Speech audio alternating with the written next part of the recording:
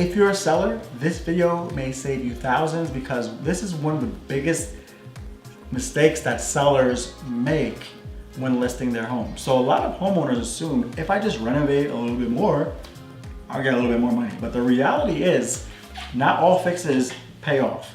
Some upgrades feel productive, but they actually hurt your return, they delay your sale, and they just don't move the needle at all. So today I'm breaking down what not to fix before selling your home, selling your house, and where sellers usually waste money thinking that they're being smart.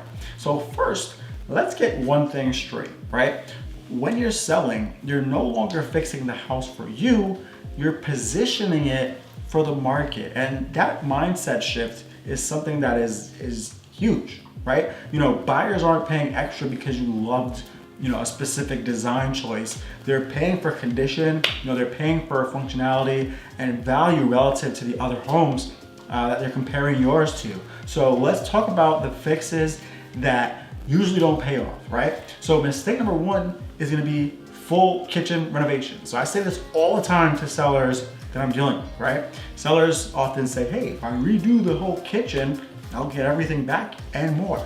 But full kitchen renovations almost never return dollar for dollar right before a sale. Why?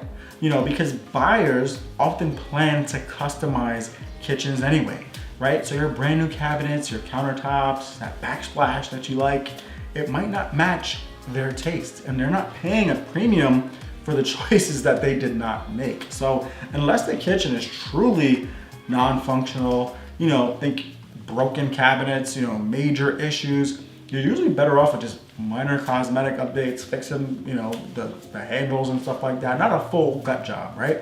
So, clean, neutral, functional is gonna be brand new and expensive every single time, okay?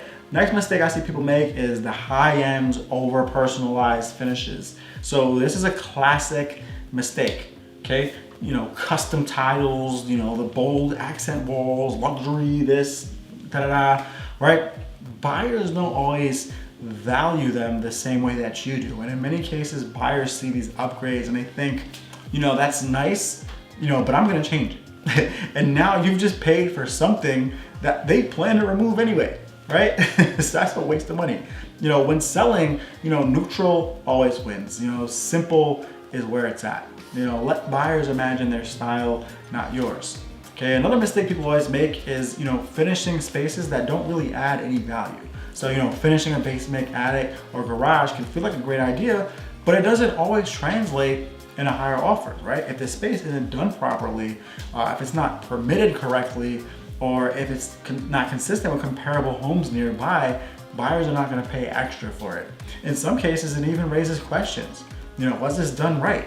Is this included in the square footage? Will this cause me expensive issues later, right? So if your neighborhood doesn't typically value finished basements or bonus spaces, you may not see the return that you're expecting. The next mistake is gonna be replacing systems that still work, right? So another big money pit that a lot of people climb themselves into is sellers replacing things like HVAC systems, water heaters, appliances, just because they feel like they're a little older. Buyers don't really, they care more about functionality than the age, right? So if a system is still working good, you know what I'm saying? It has been maintained, replacing it before a listing rarely increases your sale price enough to justify the cost. Instead, it's often smarter to service the system, provide, the maintenance records and stuff like that, offer a credit if needed during negotiation. That keeps your upfront costs a lot lower and it gives you more flexibility later on. The next mistake is fixing everything instead of fixing the right thing. So this is the biggest trap, okay? Sellers start fixing everything and then suddenly the project just all goes downhill. One repair leads to another, everything's getting expensive, it's taking forever, the home ends up missing the best time to sell. And not every single little flaw needs to be fixed before a listing, right? The goal is to market the readiness, not the perfection, right? Buyers expect used homes to have a little bit of wear. What they don't want are obvious red flags. or just maintenance that shows neglect, right? So what should you focus on instead, all you sellers out there? This is, how you actually win. So your money is always going to be much better spent on paint, cleaning, okay?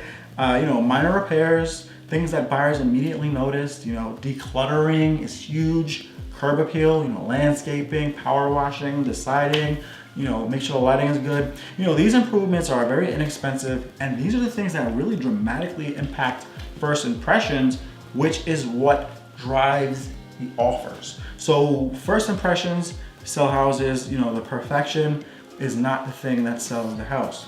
So not every fix is something that is smart to do when you're selling. The biggest mistake that sellers make is spending money emotionally, right? Instead of, just having a plan. So before you fix things, before you renovate, ask this question: is this thing gonna help my house to sell quicker, compared to similar homes that buyers are already seeing? If the answer isn't clear, then take a step back.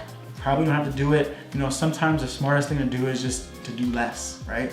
Not to do more. So if you're thinking about selling and you want to know exactly what's worth fixing and what's not, getting the right strategy from a good realtor like me, just playing, can save you time and frustration. So thanks for watching today, and I'll see you in the next video. Take care.